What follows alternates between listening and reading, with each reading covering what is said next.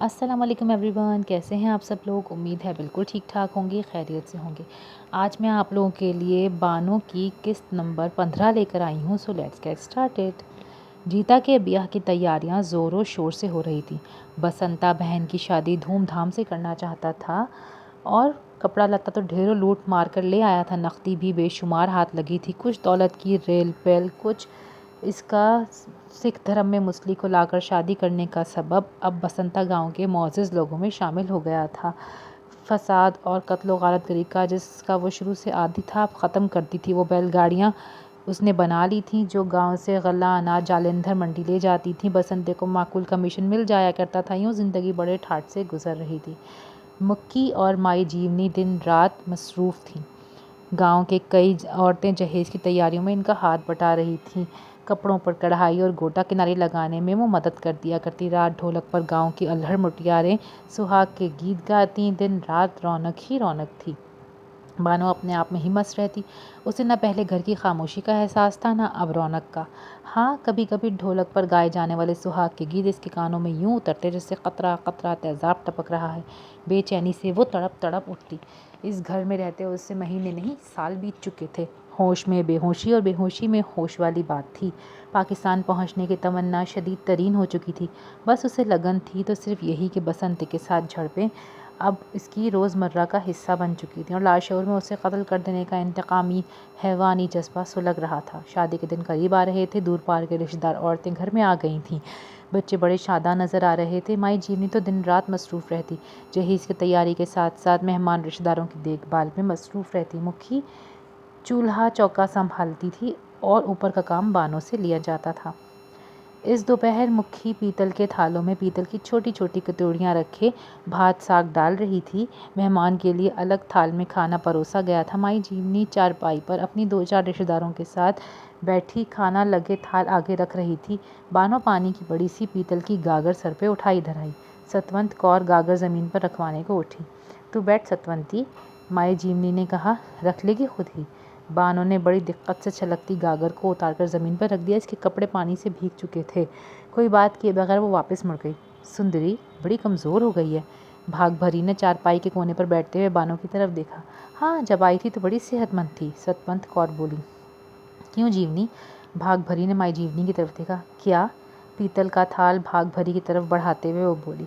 कुछ है इसे? भाग भरी ने अपने पेट की तरफ इशारा करते मायनी खेज नज़रों से पूछा। माई जीवनी ने हाथ से ना की सूरत में इशारा किया और गर्दन नफ़ी में हिला दी। मैं तो समझी कुछ है, सतवंत कौर ने हंसकर कहा। नहीं सतवंती, कुछ भी नहीं है। कोई इलाज करवाना था, 2 साल हो गए। तौबा कर, इस चुड़ैल का इलाज कैसे करवाएं? क्यों? पागल है पागल। अरे नहीं तो मान ले मेरी बात। चुप रहेगी तो चुप ही रहेगी, लेकिन जब भपक जाएगी तो काबू में नहीं आती। ये बात है। हाँ जीवनी, तेरा एक ही तो बेटा है, कुछ तो सोच, औलाद तो होनी चाहिए। अब मैं क्या करूं भाग भरी?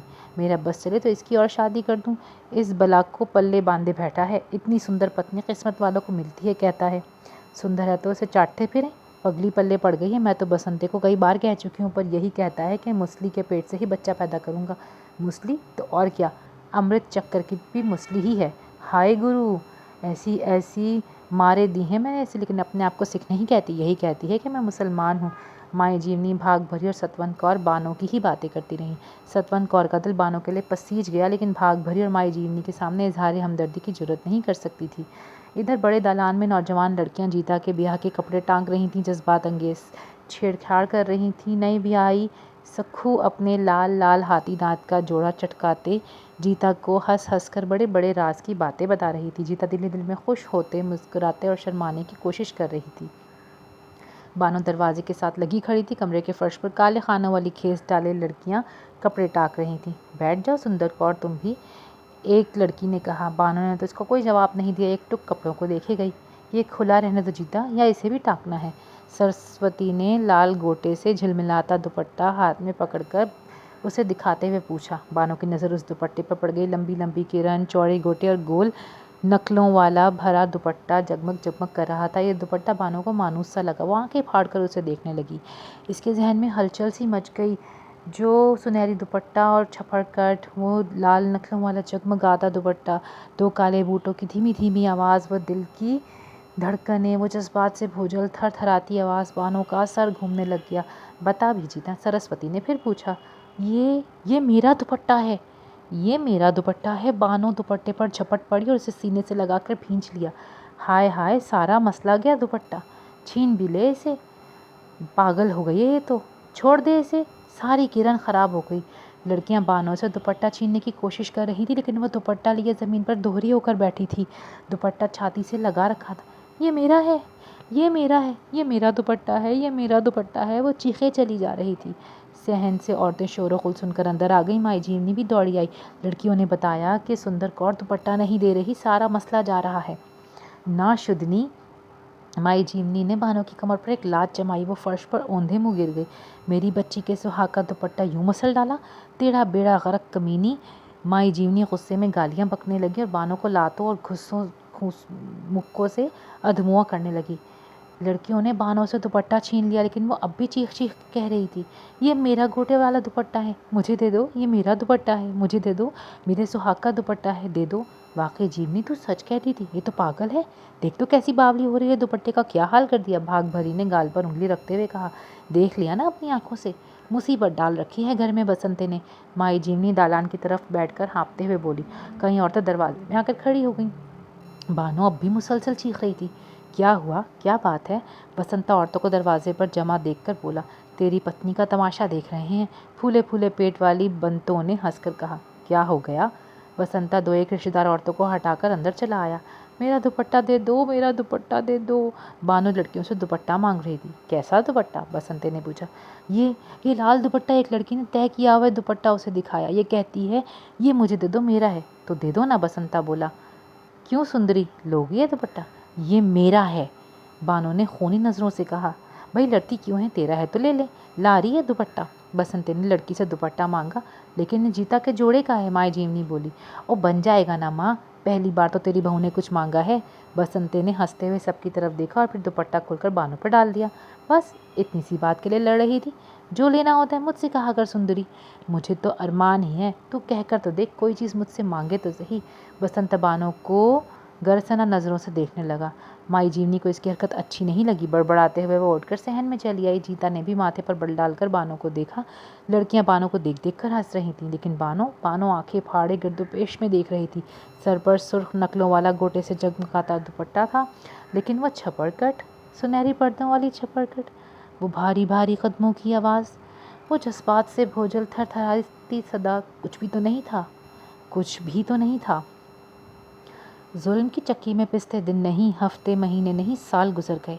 बसंता इसकी ज़िंदगी का लहू पूरी तरह से चूसता रहा दरंदगी के साथ। वो सूख कर कांटा हो गई। इसका जहन तवाज़ुन कई बार बिगड़ा। माई जीवनी डायन बनकर इसके सर पर सवार रहती। बानो फिर भी जीती रही। कभी महीनों खामोश रहती, कभी मुतवातर बोलती रहती, कभी खलाओं में घूर घूर कर देखती रहती, तो कभी अपने आप को सुंदर कौर बन बन कर पुकारा, और कभी घंटों नहा नहा कर अपने मुक़द्दस वजूद से बसंते के हैवानी लम्स की गलाजत होती रही। ईंट और पत्थर के टुकड़ों से अपना जिस्म रगड़ रगड़ कर इसने कई बार बेरहमी से ज़ख्मी कर डाला था, लेकिन बसंते के घनावने लिम्स का एहसास जहन में हरदम ताज़ा रहा। इस पर क़यामतें टूटी और बार बार टूटी, लेकिन इस बार जो क़यामत टूटी इसका रंग ही और था। वो हैंडपम्प के नीचे बैठी बर्तन मांज रही थी। पीतल की थाली, कटोरियाँ और ग्लास सूखी राख से रगड़ रगड़ कर चमका रही थी। थोड़े से बर्तन थे, लेकिन उसे यूँ बैठे बैठे 2 घंटे हो चुके थे। माई जीवनी और मुखी चारपाई पर बैठी थी। मुखी फ्रेम में 2 सूती का रुमाल लिए रंग बिरंगी धागों से गुरु नानक की छवि बना रही थी। माई जीवनी इसके साथ आहिस्ता आहिस्ता कुछ बातें कर रही थी। वो इस वक्त बड़ी खुश नज़र आ रही थी। सच माँ, मेरा भी यही ख्याल है। माई जीवनी ने सुई में धागा पिरोते हुए मुखी को देखा। तो इससे पूछना तो सही, माई जीवनी ने राजदारी से कहा। पूछना क्या है, मुझे पता है इसकी तारीख का, जीता की शादी से पहले की थी। मुखी ने इठलाकर कहा। जीता के ब्याह को तो खैर 1.5 महीना भी हो गया। माई जीवनी हिसाब लगाते हुए बोली। बस इतने ही दिन ऊपर समझ लो अम्मा। मुखी ने बानों की तरफ देखकर मुस्कुराते हुए कहा।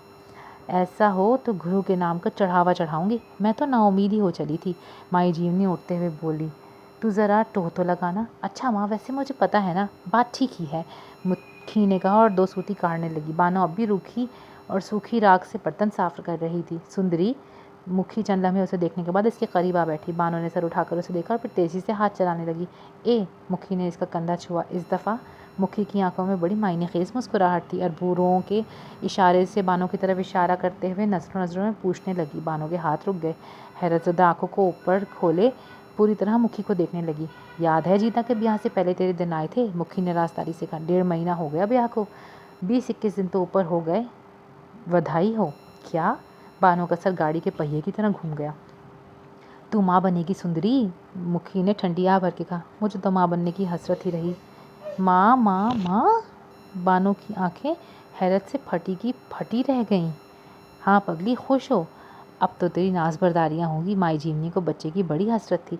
बसंता भी बच्चे के लिए मरा जा रहा था। तो बसंते का बच्चा जनेगी सुंदरी। बच्चा? बसंते का बच्चा? वो जैसे कब्र से बोल रही थी, फिर राख से लथपथ हाथ से अपना पेट मसलते हुए बोली, नहीं नहीं नहीं, ऐसा नहीं हो सकता। मैं बसंते को अपने वजूद में नहीं ढलने दूंगी। नहीं नहीं। राख से भरे हाथों से बानो ने अपने बाल नोच डाले, अपना पेट मसल डाला। चीखते चीखते बेदम हो गई। मुखी इसकी हालत देखकर घबरा गई। उसे नलके से उठाकर चारपाई पर लाकर बिठाया। खुद घबराए घबराए अंदाज में तसल्लियाँ देने लगी। बानो अपना पेट सख्ती से दबाए दोहरी होकर चीखे जा रही थी। इसके ज़हनी निज़ाम को यकजहती और हवाहंगी रेजा रेजा होकर रह गई थी। ये आखिरी वार था, बड़ा शदीद और बड़ा कड़ा। बसंते को जब खुशखबरी सुनाई गई तो इसकी बाछें चिर गईं। मैं न कहता था माँ सब्र कर, गुरु की कृपा हो ही जाएगी। गुरु ने तो कृपा कर दी, लेकिन इस बावली का क्या है? मुझे तो हरदम धड़का ही लगा रहता है। इसकी बात छोड़ माँ, चंद दिन तड़पेगी फिर खुद ही ठंडी हो जाएगी। अगर कोई हर्ज वर्ज हो गया तो? तुम दोनों हर वक्त घर में रहती हो, इसका ख्याल रखा करो। ख्याल तो रखती हूँ, अब तो मैंने इससे काम भी छुड़वा दिए हैं। कोई भारी चीज़ भी उठाने नहीं देती। मुखी भी बड़ा ख्याल रखती है, लेकिन फिर भी धड़का ही लगा रहता है। पगली तो है। पगली कहाँ है माँ? तो और क्या है, बस ज़रा जुनूनी है, नाजुक दिमाग छोकरी है। बस हर बात का असर बहुत जल्दी ले ली। तुम इससे पागल न समझा करो। ज़रा पाकिस्तान की बात तो करके देखो, इससे कैसे कैसे करारे जवाब देती है। इस वक्त इसका दिमाग पूरा काम करता है। हाँ, पाकिस्तान को ज़रा भी बुरा कह दो तो फोड़े की तरह फोड़ने को आती है। कमीनी अमृत चक्कर भी मुसली ही रही। क्या फ़र्क पड़ता है माँ, ये तो धर्म की सेवा है, इससे बड़ा कारण और क्या होगा। माँ बेटा बातें करते रहे। मुखी को भी बानो का ख्याल रखने की माई जीवनी ने सख्ती से ताकीद की। दोनों हर वक्त इसके साथ साए की तरह रहती। गोविंदी ने इसे आड़े वक्त में बानो का साथ देने की पूरी कोशिश की। उसे गले लगा लगा कर कई कई घंटे तसल्लियाँ देती रहती। चोरी छुपे छुहारे भी लाकर खिलाए, पाव भर तिल भी चबवा दिए, लेकिन बानो की कोख में जो ढल रहा था किसी तरह भी इसकी खुलासी न हो सकी। हाँ, गोविंदी के इखलाक के सहारे बानो ने अपने आप को एक बार फिर थाम लिया। गोविंदी ने हार कर बानो से इल्तिजा की, बानो तो अपने खुदा से छुटकारा पाने की दुआ कर, अपनी नमाज पढ़ाकर ईश्वर सुन लेगा। बानो ने हैरान हैरान वीरान वीरान नज़रों से इस पर निगाहें डाली। गोविंदी, नमाज तो हम नापाक कपड़ों से भी नहीं पढ़ते। मेरा तो सारा जिस्म ही बसंती ने नजस कर डाला। तू नहीं जानती गोविंदी, हमारे मज़हब में तहारत और पाकीज़गी बुनियादी चीज़ें हैं।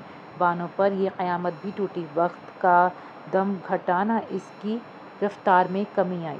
दीवानगी और फरजानगी के बैन बैन ही इसने सारा वक्त गुजार दिया। अब तो बानो को अपने वजूद की नजासत से भी कराहियत महसूस होने लग गई थी। वो ज़ोर ज़ोर से अपने रोज़ बरोज़ फूलते पेट पर घूंसे मारती। सीढ़ियों से जानबूझकर अपने आप को गिरा दिया, लेकिन ग़लाज़त तो अब इसके बदन में ढल ही रही थी। छुटकारा ना होना था, ना हुआ। 9 माह की अज़ियतनाक मुद्दत के बाद बसंता एक नए रूप में इसकी ज़िंदगी इसके जिस्म से अलग होकर बानो को कोख से जन्म लेते हुए बेटे का रूप धार लिया। मिल्लत की बेटी के बदन से एक सिख का बेटा पैदा हुआ। ये बच्चा जो कुदरत के लगे बंधे निज़ाम के तहत खुद ब खुद पैदा हो गया था। इसने बानो की कोख से जन्म लिया था, लेकिन उसकी माँ वो नहीं थी। ये बिन माँ का बच्चा था। इस बच्चे की पेशानी पर उस नूर की चमक नहीं थी जो माँ और बाप के बाहिमी इत्तेहाद और प्यार की मजहर होती है, जो मोहब्बत की मोहर बनकर बच्चे के माथे पर चमकती है। बानो पर ज़ौफ़ और नक़ाहत तारी थी और घर में खुशियाँ मनाई जा रही थी। माई जीवनी ने तो सहन में भंगड़ा डाला था। बसंता भी अपने साथियों के साथ मिलकर नाचा था। बसंता लोगों की नज़रों में एक भगत बन चुका था। खुशियाँ बेटे की पैदाइश पर नहीं मनाई जा रही थी, इस बात पर मनाई जा रही थी कि एक सिख ने धर्म का नाम ऊँचा किया। मुस्लिम कौम के मुंह पर एक जन्नाटेदार थप्पड़ मारा था। मुसलमानों को ज़िल्लत आमेज़ गाली दी थी। गाँव तो सिख के सिख हिंदू भी इस मौके पर घी के चिराग जला रहे थे, लुडियाँ डाल रहे थे, नाच रहे थे, भंगड़ा कर रहे थे। बच्चे की शक्ल बसंते की सी थी। वही भद्दे भद्दे मोटे मोटे होंठ, वही चौड़ा दहाना, वैसी ही अंदर को धसी हुई छोटी छोटी आँखें, इसी की तरह मोटी सी फैली हुई नाक, रंग भी तांबे की तरह इसी पर गया था। आलम जुनून में बानो के हाथ कई बार बच्चे की तरफ बढ़े। इसने बच्चे को मरोड़ डालना चाहा, लेकिन वो ऐसा कभी भी नहीं कर सकी। इसकी उंगलियां शल हो गईं, इसके उठे हुए बाजू अकड़ गए। शायद इसीलिए कि ममता का कोई ना कोई रूप होता है, लेकिन यहाँ सवाल शायद ममता का नहीं था। बानो इस बच्चे को मारना नहीं चाहती थी, जिंदा रखना चाहती थी। उस वक्त तक जिंदा रखना चाहती थी जब तक वो उसे पाकिस्तान ना पहुंचा दे। गो आलम जुनून और दीवानगी में वो कई बार बच्चे को दीवार के साथ पटक डालती। इसके रोने चीखने चिल्लाने से बसंते पेचताप खाने के सिवा और कुछ नहीं कर सकता था, लेकिन उसके दिल पर बड़ा सुकून मिलता। फिर भी वो उसे जान से मार देने से गुरेजा नहीं। माई जीवनी अब खाइफ थी इस दिन जब बानो ने बच्चे के बाजू पर पूरी कुव्वत से मरोड़ डाला। बच्चा बिलबिलाया और रो दिया। माई जीवनी ने बानो को धक्का देकर बच्चा उससे छीनना चाहा। ये डाइन तो बच्चे को ही मार डालेगी, इसने दुहाई दी। क्या हुआ अम्मा? बसंत अभी लपक कर आ गया। ये बच्चे को मार डालेगी बसंती, मेरी बात कान खोलकर सुन ले। नहीं माँ, तुम्हारा वहम है। वहम? अभी बच्चे के बाजू मरोड़ तोड़ रही थी, तड़प रहा था बच्चा और ये हंसे जा रही थी। क्यों सुंदरी, माँ ठीक कहती है क्या? बसंती ने बानो से पूछा।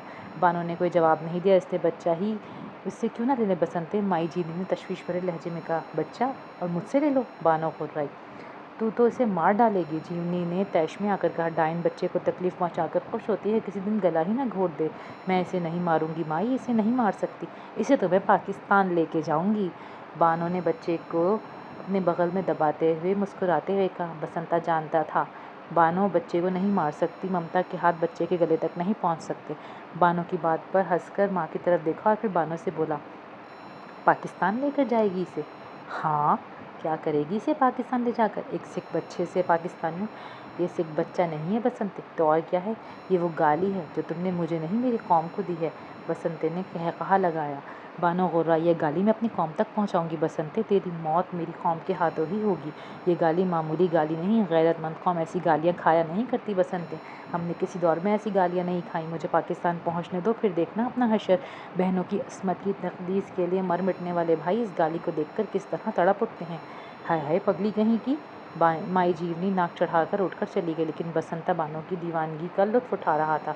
बानो ने बच्चे को पलंग पर लिटा दिया, खुद इसके करीब बैठ गई। बसंता तकिए को पकड़कर खड़ा था। वह बानो को देख देख कर मुस्कुरा रहा था। इसकी आंखों का तंज बानो को महसूस करते बेचैनी हुई जा रही थी।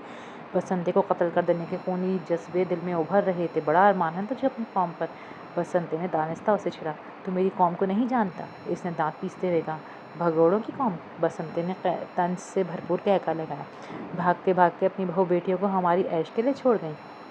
बानो तिलमिला उठी, इसकी आंखों में खून उतरने लगा। पेचोताप खाते हुए इसने बसंते को धक्का दिया और कहर आलूद नजरों से देखा। कमज़ोर और बेबस औरतों पर जुल्म ढाने वाले दरिंदों, तुम क्या जानो कि कौमें क्या होती हैं? बसंता फिर सफाकाना तरीके से हंस पड़ा। इसके मुंह से थूक के छींटे उड़े और बच्चे पर गिरे। बानो इसकी कतन परवाह नहीं करती थी। बसंती की बातों से तो इसका सीना जल उठा। इसके जहन में शोले भड़कने लगे। वो उड़कर अपनी कौम के पास पहुंच जाना चाहती थी। अपनी कौम को बताना चाहती थी कि वहशी दरिंदे तुम्हें भगोड़े कह रहे हैं। उठो और इनकी आंखें नोच लो, इन पर आग बनकर बरसो, इन्हें तूफ़ान बनकर निगल जाओ पाकिस्तान। मगर वो पहुंचती कैसे? यहाँ आकर इसने सारी सोचें मुंतशिर कर दी और फिर इसके मुंह में जो कुछ आया वो बकती के। फिर भी आग ना बुझी जो जहन को जला रही थी, जो सीने में भड़क रही थी। बसंता हंस रहा था। बानो का इश्तियाल बढ़ रहा था। इसके हाथ के अंगूठों में तशनजी सी कैफियत महसूस होने लगी। बसंते की गर्दन पर नज़र जमाई वो अपने सीने में इंतकामी हैवानी जज्बे का इस्तराब महसूस कर रही थी। सुंदरी, तुझे बड़ा अरमान है ना पाकिस्तान और पाकिस्तानियों पर? कभी कभी तो जी चाहता है एक बार तुझे वहाँ की सैर करा ही आऊँ, फिर तुझे पता चलेगा कि तेरी कौम किस कराहियत और नफरत से तुझे देखकर आंखें फेर लेती है। तेरा मान टूट जाएगा तो तीर की तरह सीधी हो जाएगी और मेरी पत्नी बनकर रहेगी। मेरे पाकिस्तानी मुझसे आंखें फेर लेंगे, कराहियत और नफरत का इजहार करेंगे? यही तो तेरी भूल है बसंते, तू नहीं जानता मेरी कौम को। हमने अपने अकायद और नज़रिए की जंग लड़ी है। जंगों में जाने जाती हैं, बस्तियाँ भी उजड़ती हैं, आबादियाँ भी वीरान होती हैं, ज़रो माल भी जाते हैं, रस्मतें भी लूटी जाती हैं। ये सब वारदातें हम पर भी गुजर गई तो क्या हुआ?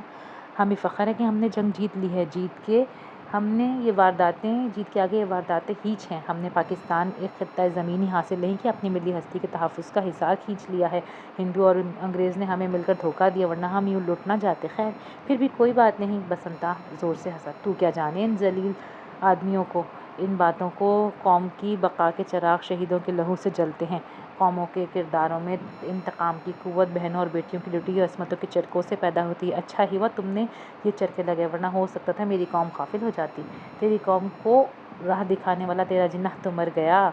अब गाफिल ही समझ अपनी कौम को। मेरी कौम की माएँ बांझ नहीं हो गईं, वो फिर जिन्ना पैदा कर लेंगी, जो कश्ती के पतवार संभालेंगे, मोहम्मद बिन कासिम पैदा करेंगे, टीपू और तीतू मीर जनेंगे। बसंते ने फिर कहा लगाए, ठीक है, मान करती रहे अपनी कौम पर। बसंते, हर 1000 साल से काफिर के साथ रहकर हम अपना आप भूल गए थे। हम भूल गए थे कि हम मुसलमान हैं। हम कश्तियाँ साहिल पर जला देने वाले हैं। हम बहरे जुल्मात में घोड़े दौड़ा देने वाले हैं। हम सलाहुद्दीन अय्यूबी बनकर अंग्रेज़ों के सरनिगू करने वाले हैं। हमने महमूद गजनवी बनकर तुम्हारे बुतों को पाँव तले रौंद डाला है। हम अपनी शानदार रिवायत को भूल चुके थे, लेकिन अब हम अपने पाकिस्तानियों में अपने कौमी किरदारों की यही रूह पहुंचाने वाले हैं। इस भूल की सज़ा हमने पा ली है। बानों सुंदर कौरें बन गईं। ये सज़ा मेरी कौम को मिलती रही, लेकिन याद रख, इस इस्लामी मुमलिकत में लहू की वही शान औद कराएगी जो मुसलमान का खासा थी। हम तुमसे इंतकाम लेंगे और ज़रूर लेंगे। हम सुलह जो हैं रवादार भी हैं, लेकिन जिस चरके खाकर भपर जाएं तो मौत भी तौबा करती है। बहुत जल्द मौत का तूफ़ान तुम पर टूट पड़ेगा। मौत का तूफ़ान बानो खलाओं में घूरते घूरते गर्दोपेश से बेगाना कहे जा रही थी। बसंत तज की तरफ देख देख कर कह लगा रहा था। ये कहे खोलती हुई आग थे जो बानो के कानों में टपक रही थी। वक्त गुजरता चला गया। बानो की लगन में वक्त के साथ इस्तेहकाम आता गया। पाकिस्तान उड़कर पहुंचने की ख्वाहिश अब जोर पकड़ चुकी थी। रात दिन एक ही रटती, सुबह और शाम एक ही ख्याल था बच्चों का। वो बड़ी एहतियात से रखती थी। कुछ हो जाता तो बेचैन हो जाती। इसका सांस ऊपर का ऊपर, नीचे का नीचे रह जाता। बसंता माँ से कहता, देख बच्चे से कितना प्यार करती है। तो कहती थी मार डालेगी इसे, आखिर तू माँ है ना। ममता तो अपनी जगह है ही, लेकिन बानो इसके बरक्स थी। ममता से कहीं ज़्यादा ये धड़का कि बच्चा मर गया तो वो अपने पाकिस्तानी भाइयों को ये गाली कैसे दिखाएगी जो बसंते ने उनको दी थी। गोविंदी का भाई शमशीर सिंह पूरे 6 साल बाद वतन लौटा था। बड़ा सुलझ किस्म का इंसान था और इसके अंदाज में भी पाकीज़गी थी। तक़सीम हिंद के वक्त मुल्क में पैदा होने वाले सूरत हाल का अशीर भी उसे मालूम नहीं था। ये हालात सुनकर इसके पाँव तले से ज़मीन निकल गई। गोविंदी ने बानों के मुतालिक उसे सब कुछ बता दिया। बाजी, किसी दिन आपको दिखाऊंगी। अब तो इसका कोई हाल ही नहीं। जब आई थी तो इतनी हसीन और भोली भाली थी कि क्या बताऊँ। उफ़।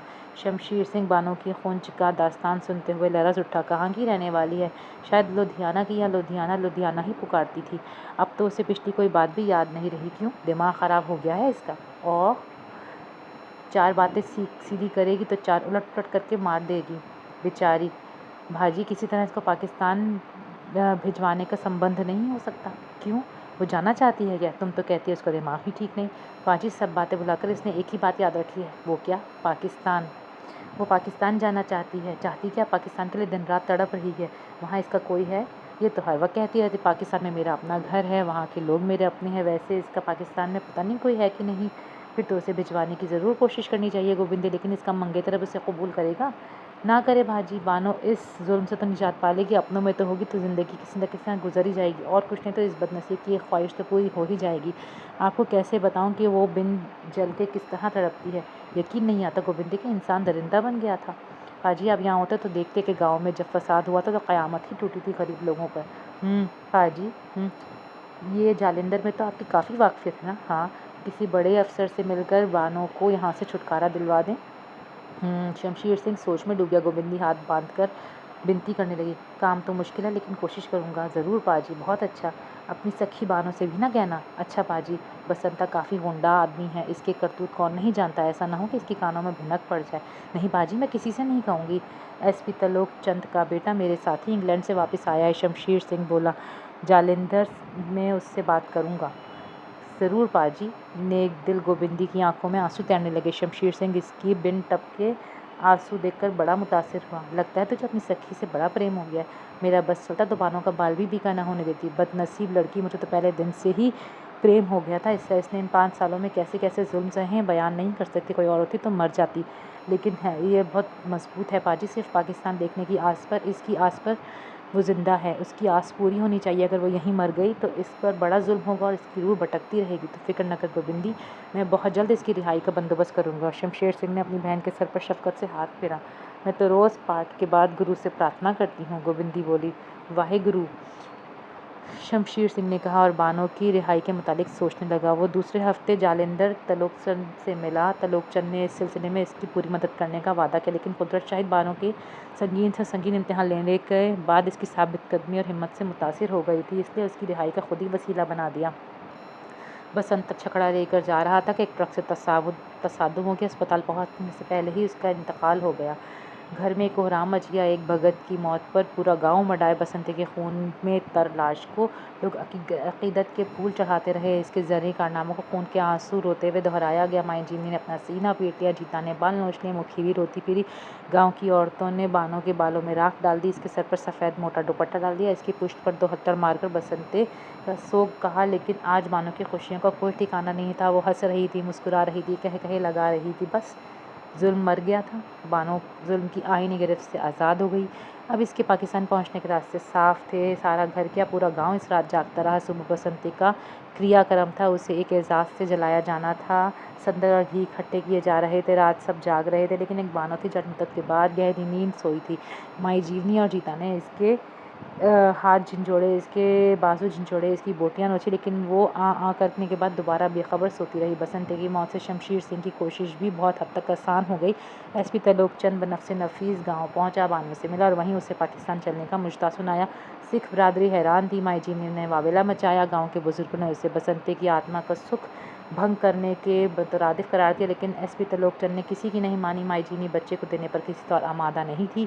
गांव वाले भी इस बात पर अड़ गए कि बानो जिस तरह भी बच्चों को अपने वजूद में छुपाए फिर रही थी। तलोकचंद से बर्दाश्त ना हो सका। शमशीर सिंह ने भी बानो का साथ दिया और फिर बानो इन दोनों की वसातत से बच्चे समेत जालिंधर पहुंच गई और वहाँ पे औरतों की बरामदी के लिए मुसलमान कारकुन मौजूद थे। गोबिंदी शमशीर सिंह के साथ बानो को जालिंधर छोड़ने आई थी। बानो पहले गम की शिद्दत से हवास बाख्ता थी, अब खुशी के इंतहा से बहकी जा रही थी। गोबिंदी रोती आंखों से उससे लिपट गई और बानो ने खुदा जाने किस जज्बे के तहत इनकी आंखों को चूम लिया, जिससे सावन भादों की झड़ियाँ लगी हुई थी। बाकी अगली किस्त में अगर आपको ये नॉवल पसंद आ रहा है तो please do give it a thumbs up, do like, share and subscribe my channel. मिलते हैं अगली वीडियो में, तब तक के लिए अल्लाह हाफिज़।